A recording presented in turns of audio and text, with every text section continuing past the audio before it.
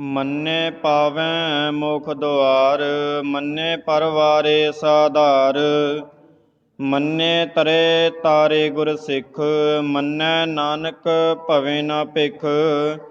ਐਸਾ ਨਾਮ ਨਿਰੰਜਨ ਹੋਏ, ਜੇ ਕੋ ਮਨ ਜਾਣੇ ਮਨ ਕੋਏ। ਐਸਾ ਨਾਮ ਨਿਰੰਜਨ ਹੋਏ, ਜੇ ਕੋ ਮਨ ਜਾਣੇ ਮਨ ਕੋਏ।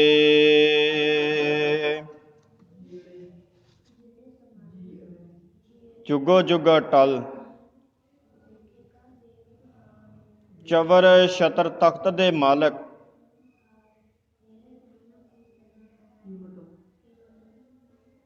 ਦੁਨੀਆ ਨੂੰ ਸੱਚ ਦਾ ਉਪਦੇਸ਼ ਦੇਣ ਵਾਲੇ ਸੱਚ ਦੇ ਮੁਜੱਸਮੇ,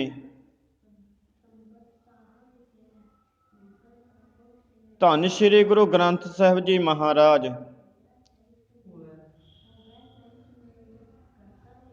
ਤਿੰਨਾਂ ਦੀ ਪਾਵਨ ਪਵਿੱਤਰ ਹਜ਼ੂਰੀ ਦਾ ਆਨੰਦ ਮਾਣ ਰਹੇ ਸਤਸੰਗੀ ਜਨੋ, ਅਸੀਂ ਅਤ ਧੰਨਤਾ ਦੇ ਪਾਤਰ ਹਾਂ, ਜੋ ਹਰ ਰੋਜ਼ ਦੀ ਤਰ੍ਹਾਂ ਸਤਿਗੁਰੂ ਜੀ ਦੀਆਂ ਵਡਿਆਈਆਂ ਨੂੰ ਸਰਵਣ ਕਰਨ ਲਈ ਤੇ ਆਪਣੀ ਮਾੜੀ ਮੱਤ ਨੂੰ ਤਿਆਗਣ ਲਈ ਤੇ ਗੁਰੂ ਜੀ ਦੀ ਮੱਤ ਨੂੰ ਧਾਰਨ ਕਰਨ ਲਈ ਅਸੀਂ ਧੰਨ ਸ਼੍ਰੀ ਗੁਰੂ ਗ੍ਰੰਥ ਸਾਹਿਬ ਜੀ ਦੀ ਹਜ਼ੂਰੀ ਵਿੱਚ ਆ ਵਿਰਾਜਦੇ ਹਾਂ, ਤਾਂ ਜੋ ਸਾਡੀ ਮਾੜੀ ਮੱਤ ਤੇ ਪਰਦਾ ਪੈ ਸਕੇ। ਮਾੜੀ ਮੱਤ ਉਹ ਹੁੰਦੀ ਹੈ ਜਿਸ ਨਾਲ ਮਾੜਾ ਕੰਮ ਕੀਤਾ ਜਾਵੇ, ਜੋ ਸਭ ਦਾ ਭਲਾ ਨਹੀਂ ਚਾਹਵੇਗੀ, ਕੇਵਲ ਆਪਣਾ ਭਲਾ ਚਾਹਵੇਗੀ, ਉਹ ਹੁੰਦੀ ਹੈ ਮਾੜੀ ਮੱਤ। ਤੇ ਜੋ ਸਰਬੱਤ ਦੇ ਭਲੇ ਦੀ ਅਰਦਾਸ ਕਰੇ, ਸਰਬੱਤ ਦਾ ਭਲਾ ਮੰਗੇ, ਉਹ ਆ ਗੁਰੂ ਜੀ ਦੀ ਮੱਤ, ਚੰਗੀ ਮੱਤ।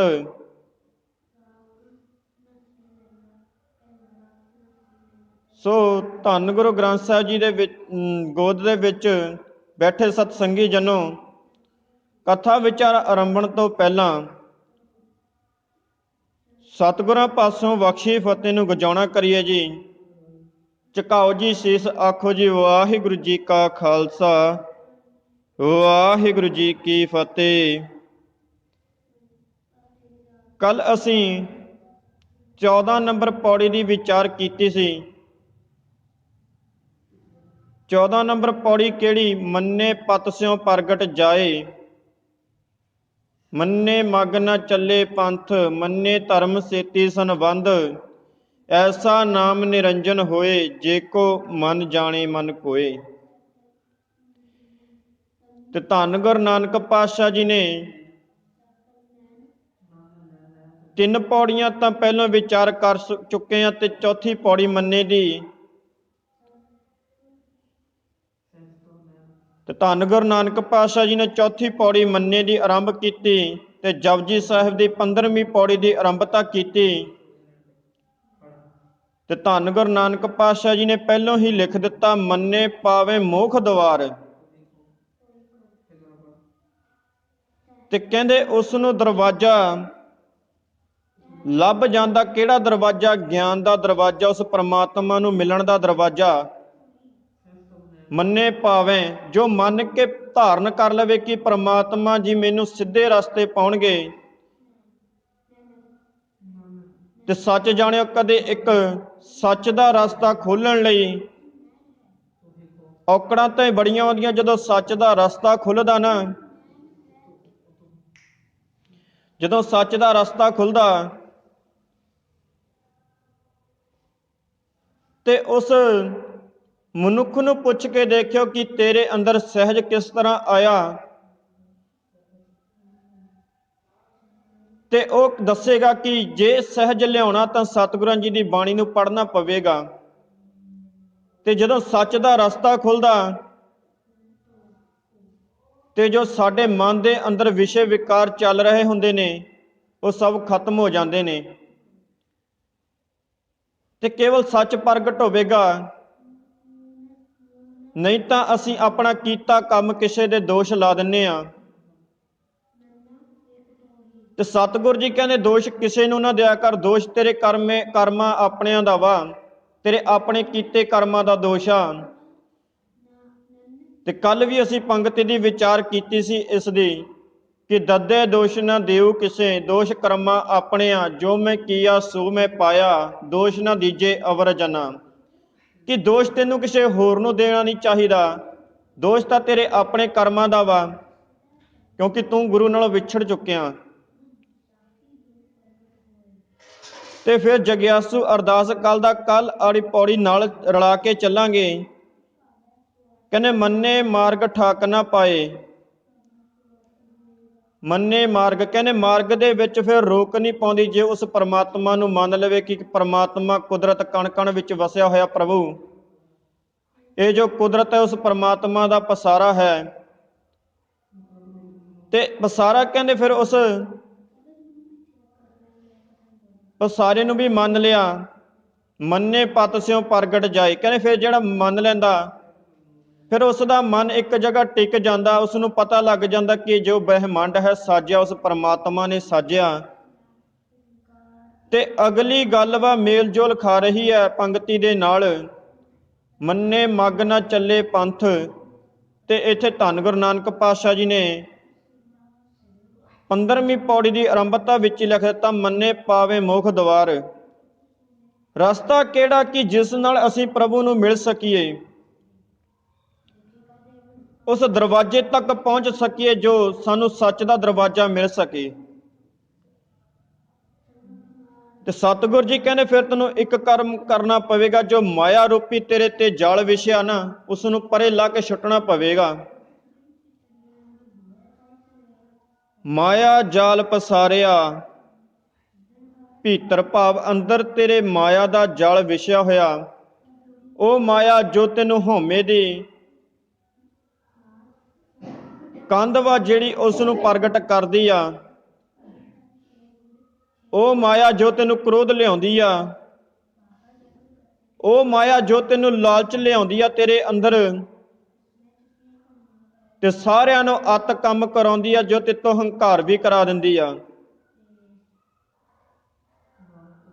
ਤੇ ਸਤਿਗੁਰ ਜੀ ਫਿਰ ਐਸੇ ਹੰਕਾਰਾਂ ਨੂੰ ਠੱਲ ਕਿਸ ਤਰ੍ਹਾਂ ਪਾਈਏ, ਸਤਿਗੁਰਾਂ ਤੋਂ ਪੁੱਛਣਾ ਕਰੀਏ ਕਿ ਸਾਡਾ ਜੀਵਨ ਸੁਧਰ ਸਕਦਾ। ਤੇ ਸਤਿਗੁਰ ਜੀ ਕਹਿੰਦੇ ਪਹਿਲਾਂ ਮੰਨਣਾ ਪਵੇਗਾ, ਤੇਰਾ ਜੀਵਨ ਵੀ ਸਵਰ ਜਾਏਗਾ। ਤੇ ਅਗਲੀ ਪੰਕਤੀ ਧੰਨ ਗੁਰੂ ਨਾਨਕ ਪਾਤਸ਼ਾਹ ਜੀ ਨੇ ਲਿਖੀ ਆ, ਮੰਨੇ ਪਰਵਾਰੇ ਸੁਧਾਰ। ਕਹਿੰਦੇ ਤੇਰਾ ਸੁਧਾਰ ਵੀ ਹੋ ਜਾਵੇਗਾ। ਪਰਵਾਰੇ ਕਹਿੰਦੇ ਤੇਰੇ ਪਰਿਵਾਰ ਦਾ ਵੀ ਸੁਧਾਰ ਹੋ ਜਾਵੇਗਾ। ਭਾਵ ਇਸ ਭਵ ਜਲ ਤੋਂ ਤੂੰ ਪਾਰ ਹੋ ਜਾਵੇਂਗਾ, ਆਪ ਤਾਂ ਹੋਵੇਂਗਾ ਨਾਲ ਦੂਸਰਿਆਂ ਨੂੰ ਵੀ ਜਾਗਰਿਤ ਕਰੇਗਾ ਕਿ ਭਰਾਵਾ ਸਿੱਧਾ ਰਸਤਾ ਇਸ ਤਰ੍ਹਾਂ ਜਾਣਾ ਵਾ, ਕਿਹੜੇ ਪੁੱਠੇ ਰਸਤਿਆਂ ਤੇ ਜਾ ਕੇ ਪੁੱਠਾ ਦਰਵਾਜ਼ਾ ਖੋਲ੍ਹਣ ਦੀ ਕੋਸ਼ਿਸ਼ ਕਰਦਾ, ਕਿਹੜੇ ਮਾਰੇ ਕੰਮਾਂ ਵਿੱਚ ਪੈ ਕੇ ਆਪਣੇ ਝੂਠ ਦੇ ਨਾਲ ਸੱਚ ਦੇ ਦਰਵਾਜ਼ੇ ਨੂੰ ਬੰਦ ਕਰਨ ਲੱਗਿਆ।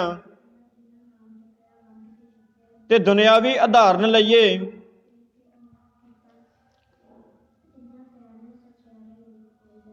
ਕਿਸੇ ਇੱਕ ਪਿੰਡ ਦੇ ਅੰਦਰ ਦੋ ਨੌਜਵਾਨ ਰਹਿੰਦੇ ਸੀ। ਇੱਕ ਦਿਮਾਗ ਤੋਂ ਥੋੜਾ ਜਿਹਾ ਪੈਦਲ ਸੀ, ਭਾਵ ਉਸ ਦਾ ਦਿਮਾਗ ਘੱਟ ਕੰਮ ਕਰ ਰਿਹਾ ਸੀ ਤੇ ਦੂਸਰੇ ਦਾ ਸਹੀ ਕੰਮ ਕਰ ਰਿਹਾ ਸੀ। ਤੇ ਜਿਸ ਦਾ ਸਹੀ ਕੰਮ ਕਰ ਰਿਹਾ ਸੀ ਉਹ ਤਾਂ ਬਾਹਰ ਚਲੇ ਗਿਆ, ਗੇੜਾ ਕੱਢਿਆ ਤੇ ਉਸਨੇ ਪਿੰਡ ਦਾ ਗੇੜਾ ਲਾਇਆ। ਜੋ ਦਿਮਾਗ ਤੋਂ ਮਨ ਬੁੱਧੀ ਆ ਉਸ ਨੂੰ ਸੁੱਝ ਨਹੀਂ ਰਿਹਾ। ਉਸਨੇ ਗੇਟ ਲਾਉਣਾ ਤਾਂ ਚਾਹੁੰਦਾ, ਉਸ ਨੂੰ ਪਤਾ ਨਹੀਂ ਕਿ ਅੜ ਕਿਸ ਤਰ੍ਹਾਂ ਲਾਉਣੀ ਆ। ਗੇਟ ਲਾਉਂਦਾ ਤੇ ਅਚਾਨਕ ਫਿਰ ਖੁੱਲ ਜਾਂਦਾ, ਤੇ ਫਿਰ ਗੇਟ ਨੂੰ ਲਾਉਣ ਦੀ ਕੋਸ਼ਿਸ਼ ਕਰਦਾ ਤੇ ਗੇਟ ਕਿਸ ਤਰ੍ਹਾਂ ਲੱਗਦਾ, ਕਿਉਂਕਿ ਉਸ ਦਾ ਦਿਮਾਗ ਉਨਾ ਕੁ ਕੰਮ ਕਰ ਰਿਹਾ ਕਿ ਜੇ ਇਸ ਨੂੰ ਭੇੜ ਦੇਵਾਂਗਾ ਤਾਂ ਬੰਦ ਹੋ ਜਾਵੇਗਾ।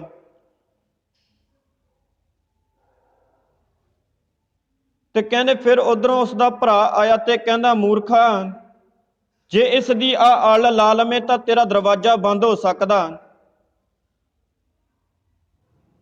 ਤੇ ਕਹਿੰਦਾ ਫਿਰ ਉਹ ਸੋਚਣ ਲੱਗਾ ਜੇ ਇਸ ਨੂੰ ਲਾ ਹੀ ਦਿੱਤਾ ਤੇ ਫਿਰ ਖੋਲਾਂਗੇ ਕਿਵੇਂ।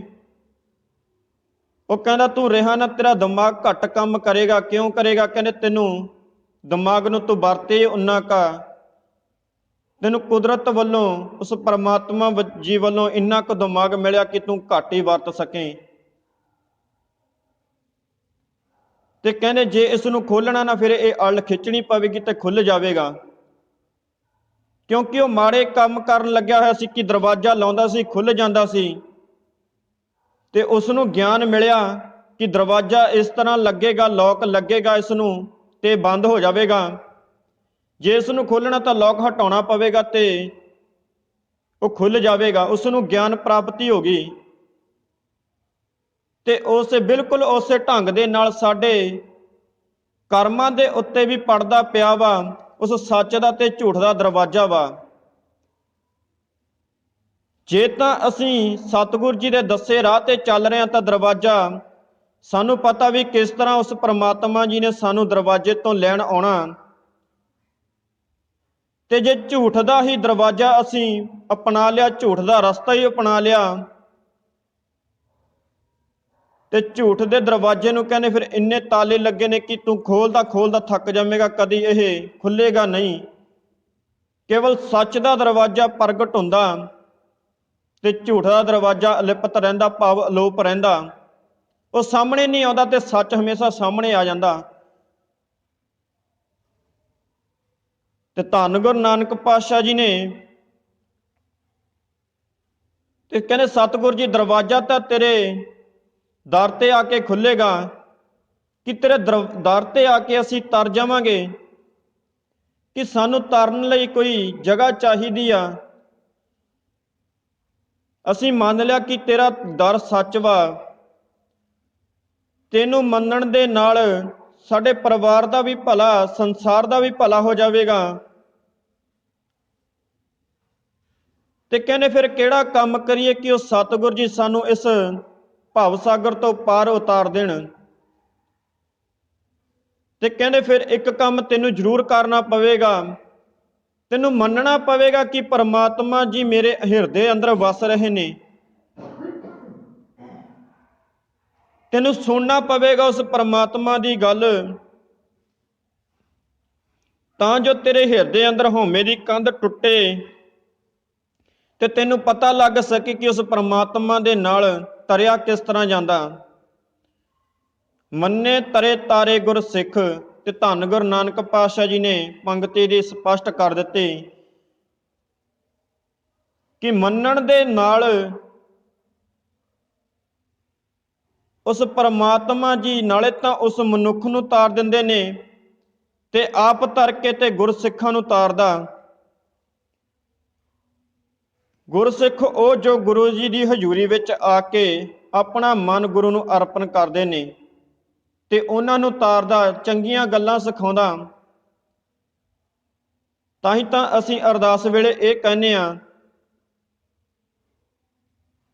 ਕਿ ਸਹੀ ਪਿਆਰੇ ਮੇਲ ਜਿੰਨਾ ਮਿਲਿਆ ਤੇਰਾ ਨਾਮ ਚਿੱਤੇ ਆਵੇ, ਕਿ ਉਹਨਾਂ ਪਿਆਰਿਆਂ ਨੂੰ ਸਾਡੇ ਨਾਲ ਮਿਲਦੀ ਜਿਨ੍ਹਾਂ ਦੇ ਮਿਲ ਕੇ ਤੇਰਾ ਨਾਮ ਚੇਤੇ ਆ ਜਾਵੇ। ਕਿਤੇ ਇਹ ਨਾ ਹੋਵੇ ਕਿ ਆਪ ਤਾਂ ਡੁੱਬੇ ਨੇ ਨਾਲ ਸਾਨੂੰ ਵੀ ਡੋਬ ਦੇਣ। ਉਹ ਤਰੇ ਹੋਏ ਮਨੁੱਖਾਂ ਦਾ ਸੰਗ ਕਰਵਾਵੀਂ, ਉਹਨਾਂ ਗੁਰਮੁਖ ਪਿਆਰਿਆਂ ਦਾ ਸੰਗ ਕਰਵਾਵੀਂ ਜੋ ਤੇਰੇ ਨਾਲ ਜੁੜੇ ਨੇ, ਜੋ ਮੈਨੂੰ ਪਾਪੀ ਨੂੰ ਵੀ ਤੇਰੇ ਨਾਲ ਜੋੜ ਲੈਣ। ਇਹੋ ਜਿਹੇ ਪਿਆਰਿਆਂ ਦਾ ਸੰਗ ਕਰਵਾਵੀਂ, ਇਹੋ ਜਿਹੇ ਪਿਆਰਿਆਂ ਦਾ ਸਾਥ ਦੇਵੀਂ। ਨਹੀਂ ਤਾਂ ਦੁਨਿਆਵੀ ਉਦਾਹਰਨਾਂ ਅਸੀਂ ਦੇਖਦੇ ਹਾਂ ਕਿ ਇੱਕ ਬੱਚਾ ਵਾ ਤੇ ਉਸਦੇ ਕੁਝ ਸਾਥੀ ਨੇ, ਤੇ ਉਹ ਬੱਚਾ ਸੋਚਦਾ ਕਿ ਮੈਂ ਆਪਣਾ ਜੀਵਨ ਚੰਗੇ ਪਾਸੇ ਲਾਵਾਂ, ਤੇ ਉਸਦੇ ਸਾਥੀ ਕੀ ਕਰਦੇ ਨੇ, ਉਸਨੂੰ ਘਰੋਂ ਬੁਲਾਉਂਦੇ ਤੇ ਬਾਹਰ ਲੈ ਜਾਂਦੇ। ਤੇ ਉਸਦੇ ਮਾਤਾ ਪਿਤਾ ਉਸ ਨੂੰ ਸਮਝਾਉਂਦੇ ਕਿ ਪੁੱਤਰਾ ਬਾਹਰ ਨਹੀਂ ਜਾਈਦਾ, ਸੰਗਤ ਮਾੜੀ ਹੋ ਜਾਵੇਗੀ, ਤੇਰੇ ਤੇ ਮਾੜਾ ਅਸਰ ਪਵੇਗਾ। ਉਸ ਨੂੰ ਕੁਝ ਬੁਰਾ ਵੀ ਲੱਗਦਾ ਕਿ ਮੇਰੇ ਦੋਸਤਾਂ ਬਾਰੇ ਮਾੜਾ ਕਿਹਾ ਜਾ ਰਿਹਾ। ਉਹ ਫਿਰ ਅਣਗੌਲੀ ਜਿਹੀ ਗੱਲ ਸੁਣ ਕੇ ਫਿਰ ਚਲੇ ਜਾਂਦਾ ਦੂਸਰੇ ਦਿਨ। ਤੇ ਪਿਤਾ ਉਸ ਦਾ ਸਮਝਾਉਂਦਾ ਕਿ ਪੁੱਤਰਾ ਤੂੰ ਕੱਲ ਨਹੀਂ ਗੱਲ ਸੁਣੀ, ਕੇਵਲ ਅੱਜ ਤਾਂ ਸੁਣ ਲਾ ਕਿ ਤੂੰ ਅੱਜ ਹਨੇਰੇ ਹੋਏ ਬਾਹਰ ਤੋਂ ਆਇਆ ਵਾਂ, ਕਿਤੇ ਮਾੜੀ ਸੰਗਤ ਦੇ ਵਿੱਚ ਨਾ ਪੈ ਜਾਵੀਂ। ਤੇ ਪਿਤਾ ਉਸ ਨੂੰ ਬਾਰ-ਬਾਰ ਸਮਝਾਉਂਦਾ ਤੇ ਪੁੱਤਰ ਨਹੀਂ ਮੰਨਦਾ। ਤੇ ਜਦੋਂ ਉਸ ਨੂੰ ਸਮਝ ਆਉਂਦੀ ਹੈ ਕਿ ਪਿਤਾ ਮੈਨੂੰ ਸਮਝਾ ਰਿਹਾ ਕਿ ਮਾੜੇ ਪਾਸੇ ਨਹੀਂ ਜਾਣਾ, ਉਹ ਕਹਿੰਦਾ ਚੱਲ ਕੋਈ ਨਹੀਂ, ਮੇਰੀ ਜ਼ਿੰਦਗੀ ਬਹੁਤ ਪਈ ਆ, ਫਿਰ ਸਹੀ ਕਿਸੇ ਚੰਗੇ ਕੰਮ ਕਰਾਂਗੇ ਤੇ ਚੰਗੇ ਰਸਤੇ ਪੈ ਜਾਵਾਂਗੇ। ਤੇ ਉਸਨੇ ਆਪਣੇ ਪਿਤਾ ਦੀ ਇੱਕ ਗੱਲ ਨਾ ਮੰਨੀ, ਉਹ ਮਾੜੀ ਸੰਗਤ ਕਰਦਾ ਰਿਹਾ, ਉਹ ਦੋਸਤਾਂ ਨਾਲ ਬਾਹਰ ਜਾਂਦਾ ਰਿਹਾ ਤੇ ਮਾੜੀ ਸੰਗਤ ਹੁੰਦੀ ਰਹੀ। ਤੇ ਜਿਹੜਾ ਪਿਤਾ ਕਹਿੰਦਾ ਸੀ ਤੂੰ ਮਾੜੀ ਸੰਗਤ ਵਿੱਚ ਪੈ ਜਾਵੇਂਗਾ, ਤੇ ਅੱਜ ਉਸ ਦਾ ਪੁੱਤਰ ਮਾੜੀ ਸੰਗਤ ਦੀ ਆਰੰਭਤਾ ਹੋਈ ਤੇ ਮਾੜੀ ਸੰਗਤ ਵਿੱਚ ਪਿਆ, ਤੇ ਉਸ ਨੂੰ ਇਹ ਨਹੀਂ ਪਤਾ ਲੱਗਿਆ ਕਿ ਕਿਸ ਤਰ੍ਹਾਂ ਮਾੜੇ ਕਰਮ ਹੁੰਦੇ ਨੇ, ਕਿਸ ਤਰ੍ਹਾਂ ਨਸ਼ੇ ਕੀਤੇ ਜਾਂਦੇ ਨੇ। ਤੇ ਪਤਾ ਲੱਗਿਆ ਉਹ ਵੀ ਯਾਰਾਂ ਦੋਸਤਾਂ ਤੋਂ, ਉਹ ਮਿੱਤਰ ਪਿਆਰਿਆਂ ਤੋਂ, ਉਹ ਸਾਥੀਆਂ ਤੋਂ ਜਿਹੜੇ ਉਸ ਦੇ ਨਾਲ ਰਹਿੰਦੇ ਸੀ। ਨਸ਼ਾ ਕਰਨਾ ਨਹੀਂ ਸੀ ਆਉਂਦਾ, ਨਸ਼ਾ ਕਰਨਾ ਸਿਖਾਇਆ। ਦਾਰੂ ਪੀਣੀ ਨਹੀਂ ਸੀ ਆਉਂਦੀ, ਦਾਰੂ ਪੀਣੀ ਸਿਖਾਈ। ਤੇ ਕਿੰਨਾਂ ਨੇ? ਉਹ ਸਾਥੀਆਂ ਨੇ। ਤੇ ਕਹਿੰਦੇ ਮੈਨੂੰ ਇਹੋ ਜਿਹੇ ਸਾਥੀ ਨਹੀਂ ਚਾਹੀਦੇ। ਗੁਰਸਿੱਖ ਕਹਿੰਦਾ ਪ੍ਰਮਾਤਮਾ ਜੀ ਉਹਨਾਂ ਨਾਲ ਮਿਲਾਇਓ ਜਿਨ੍ਹਾਂ ਦੇ ਨਾਲ ਮਿਲ ਕੇ ਮੈਂ ਤੇਰੇ ਨਾਮ ਦੀ ਗੱਲ ਕਰਾਂ, ਤੇਰੀ ਭਜਨ ਬੰਦਗੀ ਦੀ ਗੱਲ ਕਰਾਂ। ਤੇ ਨਹੀਂ ਤਾਂ ਸੰਸਾਰ ਅੰਦਰ ਅਸੀਂ ਦੇਖ ਲਿਆ ਕਿ ਉਹ ਬੱਚੇ ਦਾ ਹਾਲ ਬੁਰਾ ਹੋਇਆ। ਫਿਰ ਉਸ ਨੂੰ ਸਮਝ ਆਈ ਜਦੋਂ ਦਾਰੂ ਹੱਡਾਂ ਦੇ ਵਿੱਚ ਰਚ ਗਈ, ਨਸ਼ਾ ਹੱਡਾਂ ਦੇ ਵਿੱਚ ਰਚਿਆ, ਤੇ ਉਸ ਨੂੰ ਸਮਝ ਆ ਗਈ ਕਿ ਪਿਤਾ ਮੇਰਾ ਸਹੀ ਗੱਲ ਕਹਿ ਰਿਹਾ ਸੀ ਕਿ ਮਾੜੀ ਸੰਗਤ ਕਰਨ ਲੱਗਿਆ ਵੀ ਇਹ ਰਸਤੇ ਤੇ ਤੇਰਾ ਮਾੜਾ ਹੋਵੇਗਾ। ਫਿਰ ਜਦੋਂ ਗੱਲ ਦੀ ਸਮਝ ਆਈ, ਉਦੋਂ ਸਮਾਂ ਬੀਤ ਚੁੱਕਿਆ ਸੀ ਤੇ ਉਹ ਮੰਜੇ ਤੇ ਪਿਆ ਇਹ ਗੱਲ ਸੋਚ ਰਿਹਾ ਸੀ, ਜਦੋਂ ਕਿ ਉਸ ਦਾ ਹੱਥ ਪਾਣੀ ਦੇ ਗਲਾਸ ਤੱਕ ਨਹੀਂ ਸੀ ਜਾ ਰਿਹਾ, ਚੁੱਕਿਆ ਹੀ ਨਹੀਂ ਜਾ ਰਿਹਾ ਸੀ। ਨਸ਼ੇ ਨਾਲ ਇੰਨਾ ਗਲਤਾਨ ਹੁੰਦਾ ਗਿਆ। ਤੇ ਉੱਥੇ ਦੇਖ ਕੇ ਗੁਰਸਿੱਖ ਨੇ ਇਹੀ ਕਿਹਾ ਸੀ ਕਿ ਸਤਿਗੁਰ ਜੀ ਮੈਨੂੰ ਉਹਨਾਂ ਗੁਰਸਿੱਖਾਂ ਨਾਲ ਮਿਲਾਈ ਜਿਹੜੇ ਆਪ ਤਾਂ ਤਰੇ ਨੇ, ਮੈਨੂੰ ਵੀ ਤਾਰ ਦੇਣ, ਮੈਨੂੰ ਵੀ ਇਸ ਭਵ ਜਲ ਤੋਂ ਪਾਰ ਕਰਾ ਦੇਣ। ਤੇ ਫਿਰ ਮਿਲਿਆ ਕਿਹਨਾਂ ਨਾਲ ਜਾਵੇ, ਮੇਲ ਕਿਹਨਾਂ ਨਾਲ ਹੋਵੇ? ਸਤਿਗੁਰ ਜੀ ਅੱਗੇ ਜਗਿਆਸੂ ਨੇ ਸਤਿਗੁਰਾਂ ਜੀ ਨੂੰ ਪ੍ਰਸ਼ਨ ਪੁੱਛਿਆ ਕਿ ਸਤਿਗੁਰ ਜੀ ਦੱਸੋ ਫਿਰ ਕਿਹਨਾਂ ਨਾਲ ਮਿਲ ਕੇ ਤਰਿਆ ਜਾ ਸਕਦਾ, ਕਿਹੜੇ ਸਾਥੀ ਬਣਾਵਾਂ, ਕਿਹੜਾ ਸਾਥੀ ਲੱਭਾਂ ਕਿ ਉਸ ਪਰਮਾਤਮਾ ਜੀ ਮੈਨੂੰ ਮਿਲ ਜਾਣ, ਕਿਹੜਾ ਵਿਚੋਲਾ ਲੱਭਾਂ? ਤੇ ਸਤਿਗੁਰ ਜੀ ਕਹਿੰਦੇ ਵਿਚੋਲੇ ਪਾਉਣ ਦੀ ਗੱਲ ਨਹੀਂ, ਤੂੰ ਸਿੱਧਾ ਮੇਰੇ ਨਾਲ ਆ ਕੇ ਗੱਲ ਕਰ ਤੇ ਤੈਨੂੰ ਮੈਂ ਸਮਝਾਵਾਂਗਾ ਕਿ ਸਿੱਧਾ ਰਸਤਾ ਕਿਸ ਤਰ੍ਹਾਂ ਜਾਣਾ ਤੇ ਸੱਚ ਦਾ ਰਸਤਾ ਕੀ ਆ। ਤੈਨੂੰ ਕਿਉਂ ਚਾਹੀਦਾ ਕਿ ਮੈਨੂੰ ਮਿਲਣ ਲਈ ਤੈਨੂੰ ਵਿਚਾਲੇ ਕੋਈ ਸਾਧੂ ਮਹਾਤਮਾ ਚਾਹੀਦਾ ਜਾਂ ਕੋਈ ਸੰਤ ਚਾਹੀਦਾ? ਤੈਨੂੰ ਕਿਉਂ ਚਾਹੀਦਾ ਕਿ ਤੈਨੂੰ ਵਿਚੋਲਾ ਹੋਵੇ? ਤੂੰ ਸਿੱਧਾ ਮੇਰੇ ਨਾਲ ਗੱਲ ਕਰ। ਤੇ ਧੰਨ ਗੁਰੂ ਨਾਨਕ ਪਾਤਸ਼ਾਹ ਜੀ ਦੀ ਏਡੀ ਵੱਡੀ ਕਮਾਈ ਆ, ਤੇ ਧੰਨ ਗੁਰੂ ਨਾਨਕ ਪਾਤਸ਼ਾਹ ਜੀ ਨੇ ਗੁਰਬਾਣੀ ਦੀ ਆਰੰਭਤਾ ਕੀਤੀ ਤੇ ਮੁੱਢ ਬੰਨਿਆ ਜਪਜੀ ਸਾਹਿਬ। ਤੇ ਜਪਜੀ ਸਾਹਿਬ ਦਾ ਮੁੱਢ ਬੰਨਿਆ ਮੂਲ ਮੰਤਰ ਜੋ ਇੱਕ ਓੰਕਾਰ ਤੋਂ ਸ਼ੁਰੂ ਹੁੰਦਾ ਤੇ ਗੁਰਪ੍ਰਸਾਦ ਤੱਕ ਉਸ ਦੀ ਸਮਾਪਤੀ ਆ। ਉਹ ਜਪਜੀ ਸਾਹਿਬ ਜਿਨ੍ਹਾਂ ਨੂੰ ਕਦੇ ਇਤਿਹਾਸ ਵਿੱਚ ਭਾਈ ਦਿਆਲਾ ਜੀ ਨੇ ਪੜ੍ਹਿਆ ਸੀ ਤੇ ਉਬਲਦੀ ਪਾਣੀ ਦੇ ਵਿੱਚ ਬੈਠ ਗਏ ਤੇ ਉਸ ਦੇ ਉਬਾਲੇ ਲਾਏ ਗਏ, ਉਸ ਨੂੰ ਅੱਗ ਲਾਈ ਗਈ ਥੱਲੇ,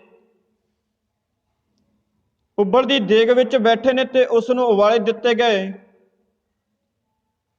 ਤੇ ਫਿਰ ਉਹਨਾਂ ਨੇ ਭਾਣਾ ਮੰਨਿਆ। ਇਸ ਤਰ੍ਹਾਂ ਸਰੀਰ ਦਾ ਖੂਨ ਚੋਰਿਆ ਸਰੀਰ ਉਸ ਦਾ ਛਾਲੇ ਦਾ ਰੂਪ ਧਾਰਨ ਕਰ ਗਿਆ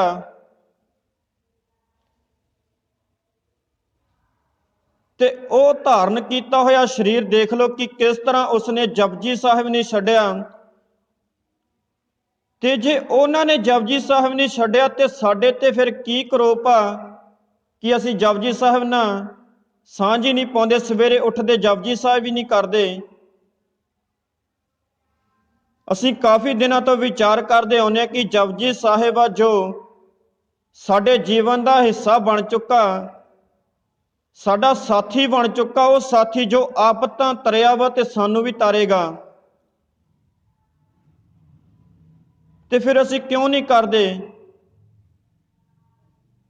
ਸਤਿਗੁਰੂ ਜੀ ਕਹਿੰਦੇ ਨੇ ਕਿ ਤੜਕੇ ਅੰਮ੍ਰਿਤ ਵੇਲੇ ਉੱਠੋ, ਕਿ 2 ਵਜੇ ਉੱਠੋ, ਟਾਈਮ ਕੋਈ ਨਹੀਂ ਬੰਨਿਆ ਤੇ ਕੇਵਲ 5 ਤੋਂ ਪਹਿਲੋਂ ਦਾ ਟਾਈਮ ਹੈ, 6 ਵਜੇ ਤੋਂ ਪਹਿਲੋਂ ਦਾ ਟਾਈਮ ਕਿ ਜਪਜੀ ਸਾਹਿਬ ਕਰ ਲਿਆ ਕਰੋ। ਤੇ ਫਿਰ ਵੀ ਅਸੀਂ ਤੇ ਆਪਣੇ ਆਪ ਨੂੰ ਅਸੀਂ ਕਹਾਉਂਦੇ ਹਾਂ ਸਿੱਖ, ਤੇ ਸਿੱਖ ਗੁਰੂ ਦਾ ਉਹ ਆ ਤੇ ਸਿੱਖ ਦੀ ਪਰਿਭਾਸ਼ਾ ਦਾ ਪਹਿਲਾ ਸ਼ਬਦ ਹੀ ਇੱਥੋਂ ਸ਼ੁਰੂ ਹੁੰਦਾ, ਜੋ ਸਤਿਗੁਰ ਕਾ ਸਿੱਖ ਖਾਏ। ਕਹਿੰਦੇ ਉਹ ਸਿੱਖ ਖਾਉਂਦਾ ਜਿਹੜਾ ਸਤਿਗੁਰੂ ਦੀ ਗੁਰਬਾਣੀ ਨੂੰ ਪੜ੍ਹਦਾ, ਅੰਮ੍ਰਿਤ ਵੇਲੇ ਗੁਰਬਾਣੀ ਨੂੰ ਪੜ੍ਹਦਾ। ਗੁਰਬਾਣੀ ਕਿਹੜੀ ਪੜ੍ਹਦਾ? ਜਪਜੀ ਸਾਹਿਬ ਦੀ। ਗੁਰਬਾਣੀ ਨੂੰ ਪੜ੍ਹੇ, ਆਪਣੇ ਹਿਰਦੇ ਅੰਦਰ ਧਾਰਨ ਕਰੇ ਤੇ ਆਪ ਤਾਂ ਤਰੇ ਤੇ ਲੋਕਾਂ ਨੂੰ ਵੀ ਤਾਰੇ। ਉਹ ਗੁਰਸਿੱਖਾਂ ਨੂੰ ਤਾਰੇ ਜੋ ਉਸ ਗੁਰੂ ਨਾਲ ਜੁੜੇ ਹੋਏ ਨੇ। ਤੇ ਧੰਨ ਗੁਰੂ ਨਾਨਕ ਪਾਤਸ਼ਾਹ ਜੀ ਨੇ ਅੱਗੇ ਪੰਗਤੀ ਲਿਖੀ ਹੈ, ਕਹਿੰਦੇ ਮੰਨੇ ਨਾਨਕ ਭਵੇ ਨਾ ਭਿਖ। ਕਹਿੰਦੇ ਮੰਨੇ ਨਾਨਕ ਭਵੇ ਨਾ ਭਿਖ। ਕਹਿੰਦੇ ਭਿੱਖਿਆ ਮੰਗਣ ਨਹੀਂ ਲਾਉਂਦਾ ਪਰਮਾਤਮਾ, ਜੇ ਉਸ ਨੂੰ ਮੰਨ ਲਈਏ ਕਿ ਪਰਮਾਤਮਾ ਹੈ ਸਾਰਿਆਂ ਨੂੰ ਰਿਜ਼ਕ ਦੇਣ ਵਾਲਾ। ਜੇ ਕੀੜੀ ਆਪਣਾ ਉਦਮ ਕਰਦੀ ਹੈ ਤੇ ਉਸ ਨੂੰ ਖਾਣ ਲਈ ਪਰਮਾਤਮਾ ਸਭ ਕੁਝ ਦੇ ਦਿੰਦਾ। ਜੇ ਬੰਦਾ ਉਦਮ ਕਰਦਾ ਦਿਹਾੜੀ ਦੇ ਵਿੱਚ, ਉਸ ਨੂੰ ਸ਼ਾਮ ਨੂੰ ਪ੍ਰਸ਼ਾਦਾ ਮਿਲ ਜਾਂਦਾ।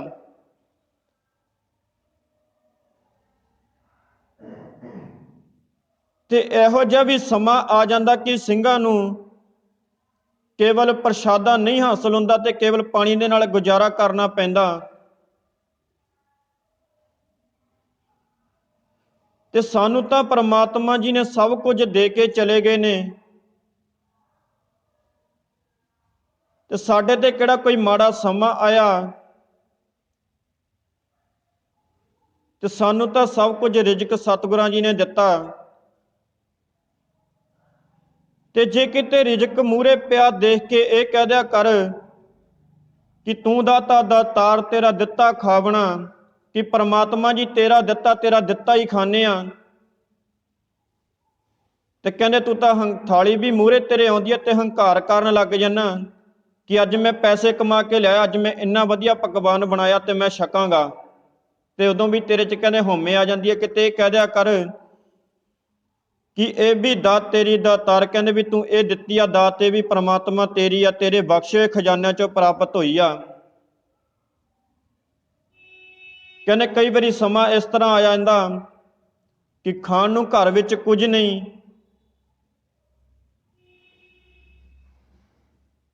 ਤੇ ਉਹ ਸੁੱਕੇ ਪ੍ਰਸਾਦਿਆਂ ਦੇ ਨਾਲ ਵੀ ਗੁਜ਼ਾਰਾ ਹੋ ਜਾਂਦਾ ਜੋ 2-4 ਦਿਨਾਂ ਦੇ ਪਏ ਹੋਣ। ਤੇ ਸੱਚ ਜਾਣਿਓ, ਸਾਨੂੰ ਤਾਂ ਸਤਿਗੁਰਾਂ ਜੀ ਨੇ ਸਭ ਕੁਝ ਹੱਥੀਂ ਕਰਮ ਕਰਵਾਣੇ ਉਹ ਵੀ ਚੰਗੇ, ਕਿਰਤ ਕਰਵਾਉਣੀ ਉਹ ਵੀ ਚੰਗੀ। ਤੇ ਸਤਿਗੁਰ ਜੀ ਕਹਿੰਦੇ ਫਿਰ ਖਾਣ ਪੀਣ ਨੂੰ ਮਿਲਦਾ ਤੈਨੂੰ ਉਹ ਵੀ ਚੰਗਾ। ਤੇ ਕੇਵਲ ਇੱਕ ਕੰਮ ਕਰ ਲਿਆ ਕਰ ਕਿ ਸਵੇਰੇ ਉੱਠ ਕੇ ਉਸ ਪਰਮਾਤਮਾ ਜੀ ਗੁਰਬਾਣੀ ਨਾਲ ਆਪਣਾ ਮਨ ਭਿਜਾਉ ਲਿਆ ਕਰ। ਜੇ ਤੇਰੇ ਮਨ ਦੇ ਅੰਦਰ ਜੋ ਵਿਸ਼ੇ ਵਿਕਾਰ ਨੇ ਉਹਨਾਂ ਤੇ ਤਾਂ ਪਹਿਰਾ ਲੱਗੇਗਾ ਹੀ ਲੱਗੇਗਾ। ਤੇਰੇ ਮਨ ਦੇ ਉੱਪਰ ਪਹਿਰਾ ਲੱਗ ਜਾਵੇਗਾ, ਤੇਰੇ ਸਰੀਰ ਦੇ ਉੱਪਰ ਪਹਿਰਾ ਲੱਗ ਜਾਵੇਗਾ। ਕੋਈ ਰੋਗ ਆ ਕੇ ਇਸ ਨੂੰ ਲੱਗੇਗਾ ਨਹੀਂ, ਤੇਰੇ ਮਨ ਨੂੰ 5 ਤੱਤਾਂ ਦਾ ਰੋਗ ਖਾਏਗਾ ਨਹੀਂ। ਤੇ ਕੇਵਲ ਉਸ ਜਪਜੀ ਸਾਹਿਬ ਦੇ ਪੜ੍ਹਨ ਦੇ ਨਾਲ, ਕੇਵਲ ਜਪਜੀ ਸਾਹਿਬ ਤੇ ਧੰਨ ਗੁਰੂ ਗ੍ਰੰਥ ਸਾਹਿਬ ਜੀ ਦੀ ਬਾਣੀ 1430 ਅੰਗ ਸਾਨੂੰ ਲਿਖ ਕੇ ਦੇ ਕੇ ਗਏ ਨੇ। ਤੇ ਉਸ ਨਾਲ ਆਪਣੇ ਸਹਿਜ ਪਾਠ ਕਰੀਏ ਤੇ ਆਪਾਂ ਲੋਕਾਂ ਨੂੰ ਸਮਝਾਈਏ ਕਿ ਗੁਰਬਾਣੀ ਸਾਨੂੰ ਕੀ ਕਹਿ ਰਹੀ ਆ।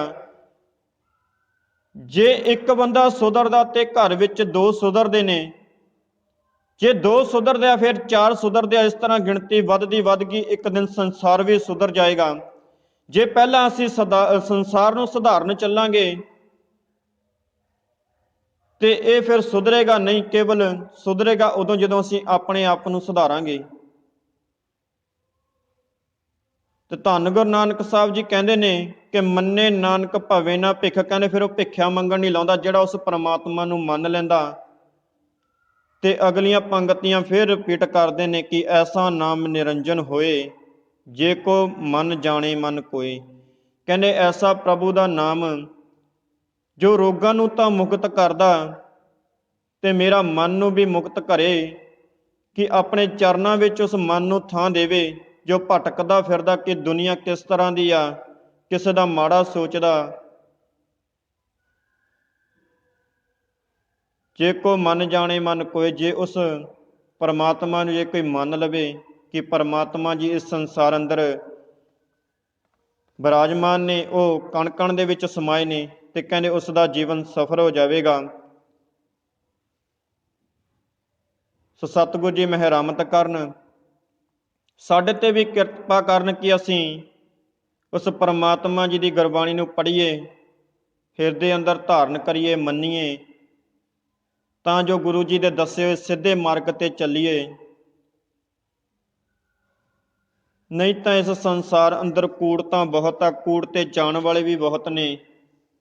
ਕੇਵਲ ਪਰਮਾਤਮਾ ਦਾ ਦਰ ਸੱਚਾ ਵਾ, ਤੇ ਉਹ ਸੱਚੇ ਪਰਮਾਤਮਾ ਜੀ ਵੱਲੀ ਇੱਕ ਅਰਦਾਸ ਕਰੀਏ ਕਿ ਅਸੀਂ ਪਾਪੀਆਂ ਕਿ ਪ੍ਰਮਾਤਮਾ ਤੂੰ ਸਾਨੂੰ ਬਖਸ਼ ਲੈ, ਹਮ ਮੈਲੇ ਤੁਮ ਉਜਲ ਕਰਤੇ। ਕਿ ਪਰਮਾਤਮਾ ਜੀ ਤੁਮ ਉਜਲ ਕਰਨ ਵਾਲੇ ਦਾਤੇ ਹੋ, ਸਾਨੂੰ ਉਜਲ ਕਰੋ, ਅਸੀਂ ਤਾਂ ਮੈਲੇ ਆ, ਮੈਲਾਂ ਨਾਲ ਭਰੇ ਹੋਏ ਆ। ਬੋਲਦਿਆਂ ਪਾਸੋਂ ਇੱਕ ਨਹੀਂ ਬੇਅੰਤ ਪ੍ਰਕਾਰ ਦੀਆਂ ਭੁੱਲਾਂ ਚੁੱਕਾਂ ਦੀ ਖਿਮਾ। ਅੰਤ ਨੂੰ ਬੁਲਾਓ ਜੀ ਫਤਿਹ, ਆਖੋ ਜੀ ਵਾਹਿਗੁਰੂ ਜੀ ਕਾ ਖਾਲਸਾ, ਵਾਹਿਗੁਰੂ ਜੀ ਕੀ ਫਤਿਹ।